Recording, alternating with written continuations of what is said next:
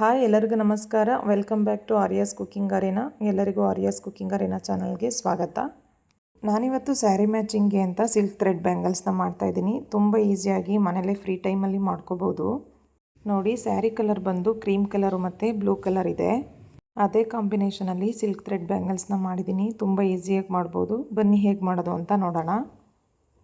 ಮೊದಲಿಗೆ ಸ್ಯಾರಿ ಮ್ಯಾಚಿಂಗ್ ಇರುವಂಥ ಸಿಲ್ಕ್ ಥ್ರೆಡ್ನ ತೊಗೊಂಡಿದ್ದೀನಿ. ಹಾಗೆಯೇ ಫ್ಯಾಬ್ರಿಕ್ ಗ್ಲೂ ಜೊತೆಗೆ ಬ್ಯಾಂಗಲ್ಸ್ನ ತೊಗೊಂಡಿದ್ದೀನಿ. ನೀವು ಬೇಕಾದರೆ ಗಾಜಿನ ಬಳೆ ಕೂಡ ತೊಗೋಬೋದು. ನಾನಿಲ್ಲಿ ಶಾಪಲ್ಲಿ ಸಿಗುವಂಥ ಪ್ಲಾಸ್ಟಿಕ್ ಬ್ಯಾಂಗಲ್ಸ್ನ ತೊಗೊಂಡಿದ್ದೀನಿ. ಹಾಗೆಯೇ ಸ್ಯಾರಿಗೆ ಮ್ಯಾಚ್ ಆಗುವಂಥ ಸ್ಟೋನ್ಸ್ಗಳನ್ನ ತೊಗೊಂಡಿದ್ದೀನಿ. ಬ್ಲೂ ಕಲರ್ ಮತ್ತು ವೈಟ್ ಕಲರ್ ಸ್ಟೋನ್ಸ್ನ ತೊಗೊಂಡಿದ್ದೀನಿ. ಹಾಗೆಯೇ ಸ್ಟೋನ್ನ ಅಂಟಿಸ್ಕೊಳ್ಳೋದಕ್ಕೆ ಗಮ್ಮು, ಹಾಗೆ ಸ್ಟೋನ್ನ ಅಂಟಿಸೋದಕ್ಕೆ ಸ್ಟಿಕ್ನ ತೊಗೊಂಡಿದ್ದೀನಿ. ನಾನಿಲ್ಲಿ ಬ್ಯಾಂಗಲ್ಸ್ನ ಈ ಥರ ಮ್ಯಾಚ್ ಮಾಡ್ತಾಯಿದ್ದೀನಿ. ಮಧ್ಯಕ್ಕೆ ದೊಡ್ಡ ಬಳೆ ಹಾಕಿ ಆ ಕಡೆ ಈ ಕಡೆ ಚಿಕ್ಕ ಬ್ಯಾಂಗಲ್ಸ್ನ ಸೈಡಿಗೆ ಹಾಕ್ತಾಯಿದ್ದೀನಿ. ನೆಕ್ಸ್ಟ್ ಇವಾಗ ನಿಮ್ಮ ಹತ್ರ ಇರೋವಂಥ ಸ್ಲೇಟು ಅಥವಾ ರೈಟಿಂಗ್ ಪ್ಯಾಡಿಗೆ ಸಿಲ್ಕ್ ಥ್ರೆಡ್ನ ಸುತ್ತಬೇಕು. ನೋಡಿ, ಮೊದಲಿಗೆ ಸಿಲ್ಕ್ ಥ್ರೆಡ್ನ ಓಪನ್ ಮಾಡಿ ಈ ಥರ ದಾರದ ತುದಿನ ಇಟ್ಕೊಂಡು 30 ಸುತ್ತು ಸುತ್ತಬೇಕು. ನೋಡಿ, ಇವಾಗ ಫೈನಲಾಗಿ 30 ಸುತ್ತು ಸುತ್ತಾಗಿದೆ. ಇವಾಗ ದಾರಾನ ಕಟ್ ಮಾಡ್ಕೋತಾ ಇದ್ದೀನಿ. ಕಟ್ ಮಾಡುವಾಗ ನೀಟಾಗಿ ದಾರಾನ ಇಟ್ಕೊಂಡು ಕಟ್ ಮಾಡಬೇಕು. ಈ ಸಿಲ್ಕ್ ಥ್ರೆಡ್ ಬ್ಯಾಂಗಲ್ಸ್ ವಿಡಿಯೋನ ಯಾರು ಹೊಸದಾಗಿ ನೋಡ್ತಾ ಇದ್ದೀರಾ, ಪ್ಲೀಸ್ ಸಬ್ಸ್ಕ್ರೈಬ್ ಮಾಡಿ, ಹಾಗೆ ಪಕ್ಕದಲ್ಲಿರುವಂಥ ಬೆಲ್ ಐಕನ್ನ ಪ್ರೆಸ್ ಮಾಡಿ. ಹಾಗೆ ಇನ್ನೂ ಹೆಚ್ಚಿನ ಈಸಿ ಕ್ರಾಫ್ಟ್ ಐಡಿಯಾಸ್ ಹಾಗೆ ಈಸಿ ರೆಸಿಪೀಸ್ಗೆ ಆರ್ಯಾಸ್ ಕುಕಿಂಗ್ ಅರೇನಾ ಚಾನಲ್ನ ಸಬ್ಸ್ಕ್ರೈಬ್ ಮಾಡೋದನ್ನ ಮರಿಬೇಡಿ. ಜೊತೆಗೆ ಈ ವಿಡಿಯೋ ಇಷ್ಟ ಆದರೆ ಫ್ರೆಂಡ್ಸು ಫ್ಯಾಮಿಲಿ ಜೊತೆ ಶೇರ್ ಮಾಡಿ. ನೋಡಿ, ನಾನಿವಾಗ ಕಟ್ ಮಾಡಿರೋ ಅಂಥ ಥ್ರೆಡ್ಡಿಗೆ ಗಮ್ಮನ್ನ ಹಾಕಿ ಅಂಟಿಸ್ತಾ ಇದ್ದೀನಿ. ಈ ಥರ ಗಮ್ಮನ ಹಾಕಿ ಅಂಟಿಸೋದ್ರಿಂದ ಬಳೆಗೆ ದಾರ ಸುತ್ತೋದಕ್ಕೆ ಚೆನ್ನಾಗಿರುತ್ತೆ. ಆವಾಗ ದಾರದ್ದು ಎಳೆಗಳು ಆ ಕಡೆ ಈ ಕಡೆ ಹೋಗೋದಿಲ್ಲ. ಹಾಗಾಗಿ ತುಂಬ ಈಸಿಯಾಗಿ ದಾರಾನ ಸುತ್ಬೋದು. ನೋಡಿ, ಇವಾಗ ನಾನು ದೊಡ್ಡ ಬ್ಯಾಂಗಲ್ಸ್ನ ತೊಗೊಂಡು ಗಮನ ಹಾಕ್ತಾಯಿದ್ದೀನಿ. ನೋಡಿ, ಈ ಥರ ಬ್ಯಾಂಗಲ್ಸ್ ಒಳಗಡೆ ಮಧ್ಯಕ್ಕೆ ಗಮನ ಹಾಕಿ ದಾರಾನ ಅಂಟಿಸ್ಬೇಕು. ದಾರಾನ ಅಂಟಿಸಿದ್ದಾದಮೇಲೆ ಒಂದು 2 ಮಿನಿಟ್ಸು ಹಾಗೇ ಬಿಡಬೇಕು. ಯಾಕೆಂದರೆ ಗಮ್ಮು ನೀಟಾಗಿ ಅಂಟಿರುತ್ತೆ. ಇಲ್ಲ ತಕ್ಷಣ ಸುತ್ತುತ್ತೀವಿ ಅಂದರೆ ದಾರ ಹಾಗೆ ಕಿತ್ಕೊಬರುತ್ತೆ. ಅದಕ್ಕೋಸ್ಕರ ಒಂದು 2 ಮಿನಿಟ್ಸ್ ಬಿಟ್ಟು ಸುತ್ತಿದರೆ ನೋಡಿ, ಈ ಥರ ತುಂಬ ಈಸಿಯಾಗಿ ದಾರಾನ ಸುತ್ತಬೋದು. ದಾರಾನ ಸುತ್ತುವಾಗ ನೀಟಾಗಿ ಈ ಥರ ಎಲ್ಲ ಎಳೆಗಳನ್ನು ನೀಟಾಗಿ ಇಟ್ಕೊಂಡು ನಿಧಾನಕ್ಕೆ ಸುತ್ತಿ. ಮನೆಯಲ್ಲಿ ಫ್ರೀ ಟೈಮಲ್ಲಿ ಈ ಥರ ಮಾಡ್ಕೋಬೋದು. ನಿಮಗೇನಾದರೂ ಫ್ರೀ ಟೈಮಲ್ಲಿ ಏನಾದರೂ ಮಾಡಬೇಕು ಅಂತ ಅನಿಸಿದರೆ ಈ ಥರ ಒಂದು ಸಿಲ್ಕ್ ಥ್ರೆಡ್ ಬ್ಯಾಂಗಲ್ಸ್ನ ಮಾಡಿ. ಮದುವೆ ಫಂಕ್ಷನ್ಸ್ಗೆ ಅಥವಾ ಬರ್ತ್ಡೇ ಆ್ಯನಿವರ್ಸರಿ ಯಾವುದೇ ಫಂಕ್ಷನ್ಸ್ಗೆ ಈ ಥರ ಸಿಲ್ಕ್ ಥ್ರೆಡ್ ಬ್ಯಾಂಗಲ್ಸ್ನ ಸ್ಯಾರಿ ಮ್ಯಾಚಿಂಗ್ಗೆ ಮಾಡಿ ಹಾಕ್ಕೊಳ್ಳಿ. ತುಂಬ ಚೆನ್ನಾಗಿ ಕಾಣಿಸುತ್ತೆ. ನಾನು ಕೂಡ ನನ್ನ ತಂಗಿ ಮದುವೆ ಇತ್ತು ಅಂತ ಸ್ಯಾರಿ ಮ್ಯಾಚಿಂಗ್ಗೆ ಸಿಲ್ಕ್ ಥ್ರೆಡ್ ಬ್ಯಾಂಗಲ್ಸ್ನ ಮಾಡ್ಕೋತಾ ಇದ್ದೀನಿ. ನೋಡಿ, ಫೈನಲಾಗಿ ದಾರನ ಸುತ್ತಾಗಿದೆ. ದಾರ ಸುತ್ತಾದ್ಮೇಲೆ ಎಷ್ಟು ಚೆನ್ನಾಗಿ ಕಾಣಿಸ್ತಾ ಇದೆ ನೋಡಿ. ಇನ್ನೂ ಸ್ಟೋನ್ ಹಾಕಿದರೆ ಇನ್ನೂ ಸಖತ್ತಾಗಿ ಕಾಣಿಸುತ್ತೆ. ನೆಕ್ಸ್ಟ್ ಇವಾಗ ಸ್ಯಾರಿ ಮ್ಯಾಚಿಂಗ್ದು ಇನ್ನೊಂದು ಸಿಲ್ಕ್ ಥ್ರೆಡ್ನ ತೊಗೊಂಡಿದ್ದೀನಿ. ಇದನ್ನು ಚಿಕ್ಕ ಬಳೆಗೆ ಸುತ್ತುತ್ತಾ ಇದ್ದೀನಿ. ಈ ಬಳೆಗೆ ನಾನು 20 ಸುತ್ತು ಸುತ್ತಿ ಇಟ್ಕೊಂಡಿದ್ದೀನಿ. ಯಾಕೆಂದರೆ ಬಳೆ ಸೈಜು ಚಿಕ್ಕದಲ್ವಾ, ಅದಕ್ಕೋಸ್ಕರ 20 ಸುತ್ತು ಸುತ್ತಿ ಕಟ್ ಮಾಡಿ ಈ ಥರ ಗಮ್ ಹಾಕಿ ಅಂಟಿಸಿ ಇಟ್ಕೊಂಡಿದ್ದೀನಿ. ನೋಡಿ, ಇದಕ್ಕೂ ಕೂಡ ಗಮ್ನ ಹಾಕಿ ಈ ಥರ ನೀಟಾಗಿ ಒಂದೊಂದೇ ಎಳೆ ತೊಗೊಂಡು ಎಲ್ಲೂ ಎಳೆ ಮಿಸ್ ಆಗದೆ ಇರೋ ಥರ ಸುತ್ತಬೇಕು. ನೀವು ಫಸ್ಟ್ ಟೈಮ್ ಸುತ್ತುತ್ತಾ ಇದ್ದೀರಾ ಅಂದರೆ ಸ್ವಲ್ಪ ನಿಧಾನಕ್ಕೆ ಸುತ್ತಿ.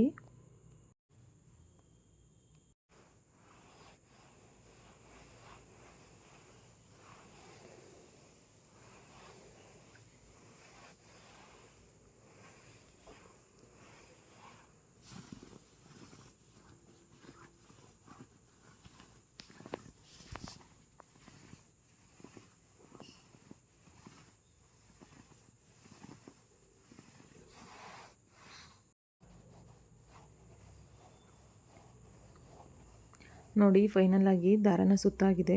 ದಾರ ಸುತ್ತಾದ್ಮೇಲೆ ಈ ಥರ ಕಾಣಿಸ್ತಾ ಇದೆ. ನೋಡಿ, 2 ಬ್ಯಾಂಗಲ್ಸು ದಾರ ಸುತ್ತಾದ್ಮೇಲೆ ಎಷ್ಟು ಚೆನ್ನಾಗಿ ಕಾಣಿಸ್ತಾ ಇದೆ ಅಂತ. ನೋಡಿ, ನಾನಿಲ್ಲಿ ಎಲ್ಲ ಬ್ಯಾಂಗಲ್ಸಿಗೂ ದಾರ ಸುತ್ತಿ ತೋರಿಸ್ತಾ ಇದ್ದೀನಿ. ಇವಾಗಲೇ ಎಷ್ಟು ಚೆನ್ನಾಗಿ ಕಾಣಿಸ್ತಾ ಇದೆ ಅಲ್ವಾ. ಬನ್ನಿ ಇವಾಗ ನೆಕ್ಸ್ಟ್ ಸ್ಟೋನ್ನ ಹಾಕೋಣ. ಸ್ಟೋನ್ಗಳನ್ನ ನಾನು ವೈಟ್ ಕಲರು ಮತ್ತು ಬ್ಲೂ ಕಲರ್ ಸ್ಟೋನ್ನ ತೊಗೊಂಡಿದ್ದೀನಿ. ಆದರೆ ಬೌಲಲ್ಲಿರೋ ಅಂಥ ಸ್ಟೋನ್ಸ್ಗಳೆಲ್ಲ ಡಿಫ್ರೆಂಟಾಗಿದೆ. ಡಿಫ್ರೆಂಟ್ ಶೇಪಲ್ಲಿರೋ ಅಂಥ ಎಲ್ಲ ಸ್ಟೋನ್ಸ್ಗಳನ್ನ ಯೂಸ್ ಮಾಡಿ ಬ್ಯಾಂಗಲ್ಸ್ನ ಮಾಡ್ತಾಯಿದ್ದೀನಿ. ನೋಡಿ, ಇದು ಅರ್ಧ ಚಂದ್ರನ ಥರ ಇದೆ. ನೀವು ಶಾಪಿಗೆ ಹೋದರೆ ನಿಮ್ಗೆ ಯಾವ ಕಲರ್ ಬೇಕು ಸ್ಟೋನ್ಗಳು ಆ ಕಲರು ಸಿಗುತ್ತೆ. ಯಾವ ಡಿಸೈನಲ್ಲಿ ಬೇಕು ಆ ಡಿಸೈನಲ್ಲಿ ತೊಗೋಬೋದು.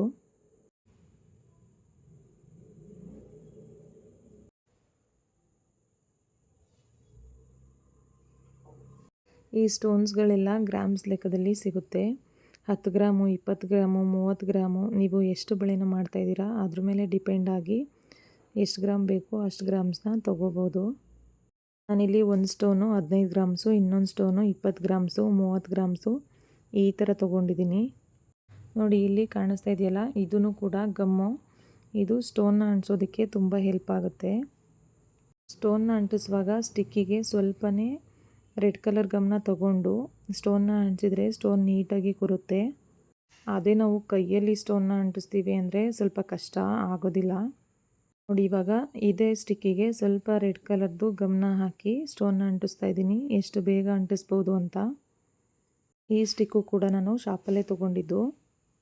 ನಿಮಗೆ ಬೇಕು ಅಂದರೆ ಆನ್ಲೈನಲ್ಲಿ ಕೂಡ ಸಿಗುತ್ತೆ, ಆನ್ಲೈನಲ್ಲಿ ಕೂಡ ಪರ್ಚೇಸ್ ಮಾಡ್ಬೋದು. ನೋಡಿ ಇದೇ ಥರ ರೌಂಡು ಅಂಟಿಸಿದ್ದೀನಲ್ಲ, ಆ ಸ್ಟೋನ್ನ 6 ಕಡೆ ಅಂಟಿಸ್ತಾ ಇದ್ದೀನಿ. ಅಂದರೆ 1 ಇಂಚು ಗ್ಯಾಪ್ ಕೊಟ್ಟು ಅಂಟಿಸ್ತಾ ಇದ್ದೀನಿ. ನೋಡಿ ಇವಾಗ 1 ಇಂಚು ಗ್ಯಾಪ್ ಕೊಟ್ಟರೆ ಅದ್ರ ಮಧ್ಯಕ್ಕೆ ಇನ್ನೊಂದು ಸ್ಟೋನ್ನ ಡಿಸೈನ್ ಮಾಡ್ಬೋದು. ಇವಾಗ ಇಲ್ಲಿಗೂ ಕೂಡ ಅದೇ ಥರ ಫ್ಯಾಬ್ರಿಕ್ ಗ್ಲೂನ ಯೂಸ್ ಮಾಡಿ ಸ್ಟೋನ್ನ ಅಂಟಿಸ್ತಾ ಇದ್ದೀನಿ. ಈ ಗಮ್ಮು ಕೂಡ ಶಾಪಲ್ಲೇ ತೊಗೊಂಡಿದ್ದು. ಸ್ಟೋನ್ನ ಅಂಟಿಸೋದಕ್ಕೆ ಗಮ್ನ ಕೊಡಿ ಅಂದರೆ ಅವರೇ ಕೊಡ್ತಾರೆ. ಈ ಗಮ್ ಇದ್ದರೆ ತುಂಬ ಈಸಿಯಾಗಿ ಸ್ಟೋನ್ನ ಅಂಟಿಸ್ಬೋದು. ವಿಡಿಯೋನ ಎಲ್ಲೂ ಸ್ಕಿಪ್ ಮಾಡದೆ ಪೂರ್ತಿ ವಿಡಿಯೋನ ನೋಡಿ ಸಿಲ್ಕ್ ಥ್ರೆಡ್ ಬ್ಯಾಂಗಲ್ಸ್ನ ಮಾಡೋದು ಹೇಗೆ ಅಂತ ಕಂಪ್ಲೀಟಾಗಿ ಅರ್ಥ ಮಾಡ್ಕೋಬೋದು. ಈ ಥರ ಬ್ಯಾಂಗಲ್ಸ್ನ ಒಂದೇ ದಿನ ಮಾಡಬೇಕು ಅಂತ ಏನಿಲ್ಲ, ಫ್ರೀ ಟೈಮಲ್ಲಿ ಇದ್ದಾಗ ಒಂದೊಂದೇ ಬೆಳೆನ ಮಾಡಿಕೊಂಡ್ರೆ ಆರಾಮಾಗಿ ಮಾಡ್ಕೋಬೋದು. ನೆಕ್ಸ್ಟ್ ಇವಾಗ ಈ 2 ಗ್ಯಾಪ್ ಮಧ್ಯಕ್ಕೆ ಇನ್ನೊಂದು ಸ್ಟೋನ್ನ ಅಂಟಿಸ್ತಾ ಇದ್ದೀನಿ. ಇದಕ್ಕೂ ಕೂಡ ಫ್ಯಾಬ್ರಿಕ್ ಗ್ಲೂನ ಹಾಕಿ ಸ್ಟೋನ್ನ ಅಂಟಿಸ್ಬೇಕು. ನೋಡಿ ಈ ಥರ ಫ್ಯಾಬ್ರಿಕ್ ಗ್ಲೂನ ಹಾಕಿದ್ದಾದಮೇಲೆ ಸ್ಟೋನ್ನ ಅಂಟಿಸ್ತಾ ಇದ್ದೀನಿ. ಸ್ಟೋನ್ನ ಅಂಟಿಸುವಾಗ ನಿಧಾನಕ್ಕೆ ನೋಡಿಕೊಂಡು ಸ್ಟೋನ್ನ ಅಂಟಿಸಿ. ಸ್ವಲ್ಪ ಆ ಕಡೆ ಈ ಕಡೆ ಆದ್ರೂ ಕೂಡ ಚೆನ್ನಾಗಿ ಕಾಣಿಸೋದಿಲ್ಲ, ಅದಕ್ಕೋಸ್ಕರ ನಿಧಾನಕ್ಕೆ ನೋಡಿಕೊಂಡು ಅಂಟಿಸಿ. ನೋಡಿ ನಾನಿಲ್ಲಿ ವೈಟ್ ಕಲರು ಮತ್ತು ಬ್ಲೂ ಕಲರ್ ಸ್ಟೋನು ಎರಡೂ ಕೂಡ ಹಾಕಿ ಸ್ಟೋನ್ನ ಅಂಟಿಸ್ತಾ ಇದ್ದೀನಿ. ಬ್ಯಾಂಗಲ್ಸು ಕ್ರೀಮ್ ಕಲರ್ ಇರೋದ್ರಿಂದ ಬ್ಲೂ ಕಲರ್ ಸ್ಟೋನು ಹೈಲೈಟ್ಸ್ ಆಗಿ ಕಾಣುತ್ತೆ ಅಂತ ಬ್ಲೂ ಕಲರ್ ಸ್ಟೋನ್ನ ಯೂಸ್ ಮಾಡಿದ್ದೀನಿ. 2 ವೈಟ್ ಕಲರ್ ಸ್ಟೋನ್ ಮಧ್ಯಕ್ಕೆ ನೋಡಿ ಈ ಥರ ಬ್ಲೂ ಕಲರ್ ಸ್ಟೋನಲ್ಲಿ ಡಿಸೈನ್ ಮಾಡಿ ಇಟ್ಕೊಂಡಿದ್ದೀನಿ. ನೋಡಿ ಸೇಮ್ ಡಿಸೈನ್ ಮತ್ತೆ ಇನ್ನೊಂದು ಸ್ಟೋನ್ನ ಅಂಟಿಸ್ತಾ ಇದ್ದೀನಿ. ಅದಕ್ಕೂ ಕೂಡ ಫ್ಯಾಬ್ರಿಕ್ ಗ್ಲೂನ ಈ ಥರ ಹಾಕಿ ಸ್ಟೋನ್ನ ಅಂಟಿಸ್ಕೋಬೇಕಾಗುತ್ತೆ. ನೋಡಿ ಇವಾಗ ಬ್ಲೂ ಕಲರ್ ಸ್ಟೋನಿಂದ ಈ ಥರ ಅಂಟಿಸ್ತಾ ಇದ್ದೀನಿ. ತುಂಬ ಈಸಿಯಾಗಿ ಈ ಥರ ಸ್ಟಿಕ್ಕಿಂದ ಸ್ಟೋನ್ನ ಅಂಟಿಸ್ಬೋದು. ನೋಡಿ ಫೈನಲ್ಲಾಗಿ ಕ್ರೀಮ್ ಕಲರ್ ಬ್ಯಾಂಗಲ್ ರೆಡಿಯಾಗಿದೆ. ನೋಡಿ ಎಷ್ಟು ಚೆನ್ನಾಗಿ ಕಾಣಿಸ್ತಾ ಇದೆ ಅಂತ. ಇವಾಗ ಬ್ಲೂ ಕಲರ್ ಬ್ಯಾಂಗಲ್ಸ್ಗೆ ಸ್ಟೋನ್ನ ಅಂಟಿಸೋಣ. ಬ್ಲೂ ಕಲರ್ ಸ್ಟೋನ್ಗೆ ವೈಟ್ ಕಲರ್ ಸ್ಟೋನಲ್ಲಿ ಸ್ಟೋನ್ನ ಅಂಟಿಸ್ತಾ ಇದ್ದೀನಿ. ಸ್ಟೋನ್ನ ಅಂಟಿಸುವಾಗ ಸ್ಟೋನ್ ಏನಾದರೂ ಸ್ಟಿಕ್ಕಿಗೆ ಅಂಟ್ಕೊಳ್ಳಿಲ್ಲ ಅಂದರೆ ಈ ಥರ ರೆಡ್ ಕಲರ್ ಗಮ್ನ ತಗೊಂಡು ಸ್ಟಿಕ್ಕಿಗೆ ಅಂಟಿಸ್ಕೊಂಡು ನೆಕ್ಸ್ಟ್ ಈ ಥರ ಬಳೆಗೆ ಸ್ಟೋನ್ನ ಅಂಟಿಸಿ. ಆವಾಗ ತುಂಬ ಈಸಿಯಾಗಿ ಸ್ಟೋನ್ನ ಅಂಟಿಸ್ಬೋದು. ನೋಡಿ ಬ್ಲೂ ಕಲರ್ ಬ್ಯಾಂಗಲ್ಸ್ಗೆ ಈ ಥರ ಸ್ಟೋನ್ನ ಡಿಸೈನ್ ಮಾಡ್ತಾಯಿದ್ದೀನಿ. ಈ ವಿಡಿಯೋ ನೋಡ್ತಾ ಇರೋವಂಥ ಎಲ್ರಿಗೂ ಈ ವಿಡಿಯೋ ಇಷ್ಟ ಆಗಿದರೆ ಒಂದು ಹೈಪ್ ಬಟನ್ನ ಕ್ಲಿಕ್ ಮಾಡಿ ಪಾಯಿಂಟ್ಸ್ನ ಕೊಡಿ. ಹಾಗೆಯೇ ಯಾರಿನ್ನೂ ಸಬ್ಸ್ಕ್ರೈಬ್ ಮಾಡದೆ ಹಾಗೆ ನೋಡ್ತಾ ಇದ್ದೀರಾ, ಪ್ಲೀಸ್ ನಮ್ಮ ಚಾನಲ್ನ ಸಬ್ಸ್ಕ್ರೈಬ್ ಮಾಡಿ, ಹಾಗೆ ಪಕ್ಕದಲ್ಲಿರುವಂಥ ಬೆಲ್ ಐಕನ್ನ ಪ್ರೆಸ್ ಮಾಡಿ. ಹಾಗೆಯೇ ಫ್ರೆಂಡ್ಸು ಮತ್ತು ಫ್ಯಾಮಿಲಿ ಮೆಂಬರ್ಸಿಗೆ ಶೇರ್ ಮಾಡೋದನ್ನು ಮರಿಬೇಡಿ. ನೋಡಿ ಸ್ವಲ್ಪನೇ ಗ್ಯಾಪ್ ಕೊಟ್ಟು ಈ ಥರ ಸ್ಟೋನ್ನ ಅಂಟಿಸ್ತಾ ಇದ್ದೀನಿ.